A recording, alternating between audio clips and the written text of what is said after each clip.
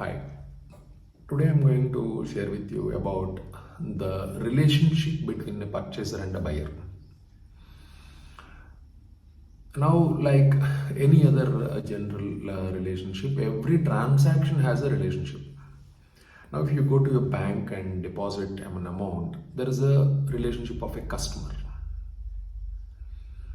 And if you lease out a property to a tenant, there is a landlord-tenant relationship. In the earlier case, it's a banker-customer relationship. When a property is leased out, you will have a landlord-tenant relationship. So therefore, any transaction between two persons in the eye of the law will be based on a relationship.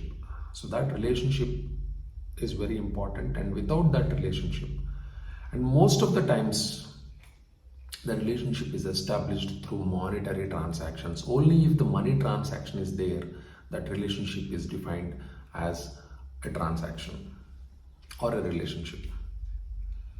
When a real estate property is purchased, there is also a relationship, there is also a money transaction between purchaser and seller.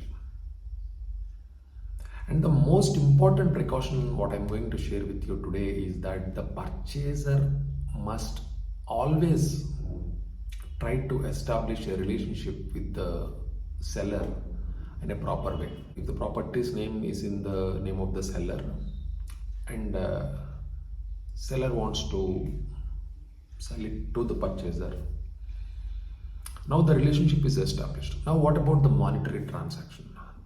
Now the purchaser must directly pay from his account to the seller's account. If the purchaser is trying to pay from a third party or a second party, now if it is a loan from a bank, it is different case. But otherwise, if the purchaser is making a payment from a third party to the seller, now the relationship here is disturbed. Because the property is being purchased from the seller to the purchaser, but the money is being paid by the third party. Now the right of a third party comes into play.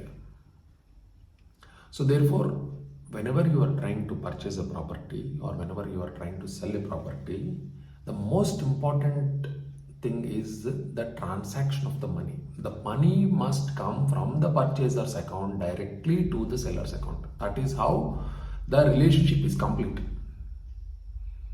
And seller has to sell the property only to the purchaser, register the property only to the purchaser. If the seller is registering the property in the name of another person and he is accepting money from the purchaser, then the transaction is in dispute. Tomorrow when it comes to court, it is a disputed transaction. So always the transaction has two dimensions. One is the completion of the transaction, that is the one phase of the transaction, and the second phase of a transaction is the financial aspect.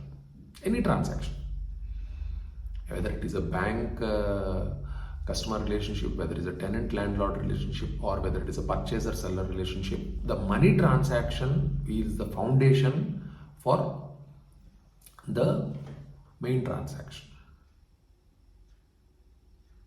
So see that the money transaction is not disturbed by third parties. In that circumstance, the transaction is correct and strong. Hope I'm clear. Thank you. Thanks for watching. If you have any doubts, kindly comment.